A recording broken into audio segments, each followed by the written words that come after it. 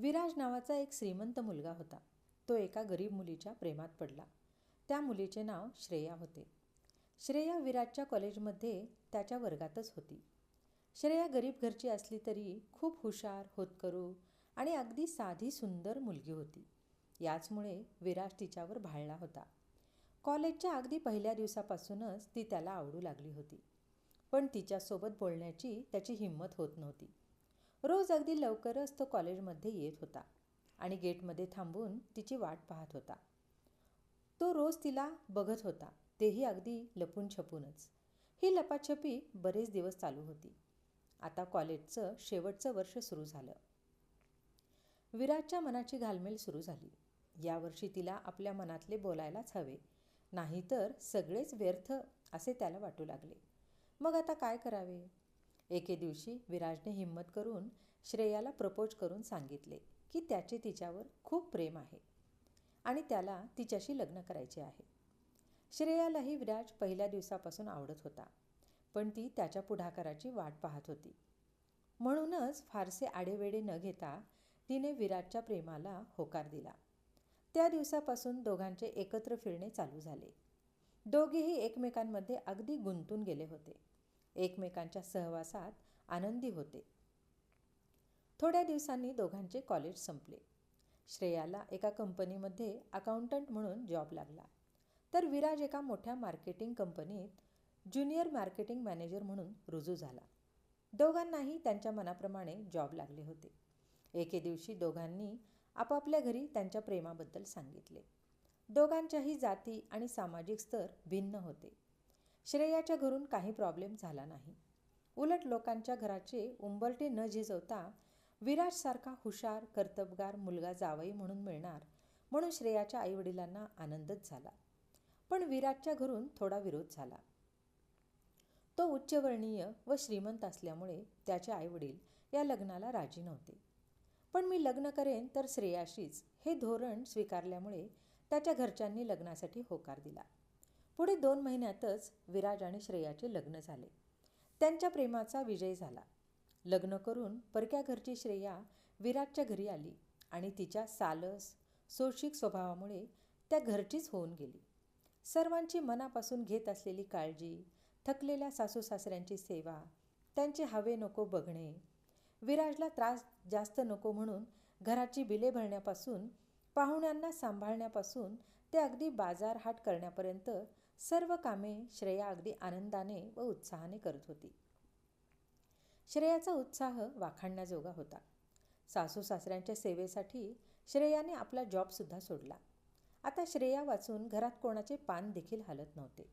सासूबाई तर म्हणायच्या, श्रेया माझी सून नाही तर लेकच आहे. श्रेया आणि विराज देखील एकमेकांच्या सहवासात खूप खुश होते. लग्नानंतर त्यांचे एकमेकांबद्दलचे प्रेम तसूभरही कमी झाले नव्हते. उलट दिवसेंदिवस ते वाढतच चालले होते. त्यांच्या लग्नाला 1 वर्ष उलटून गेले होते. राजा राणीचा संसार सुखाने चालला होता.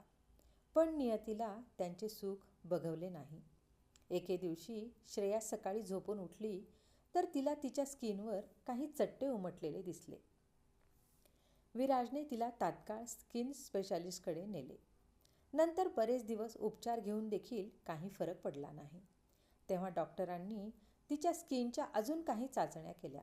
तेव्हा समजले की श्रेयाला एक दुर्मिळ प्रकारचा स्किन डिसीज झाला होता, जो कोणत्याही प्रकारच्या औषधांनी बरा होण्याजोगा नव्हता.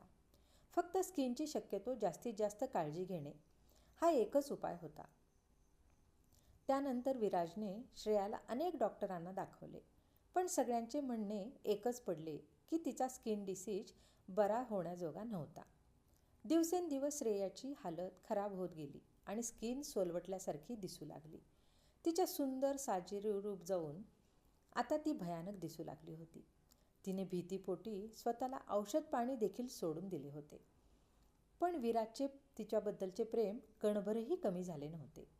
एके दिवशी मोठ्या दुःखाने श्रेया विराजला म्हणाली, विराज, मला नाही वाटत मी यातून आता बरी होईन. तू माझ्यासाठी स्वतःचे जीवन बर्बाद करू नकोस. तू दुसरे लग्न कर.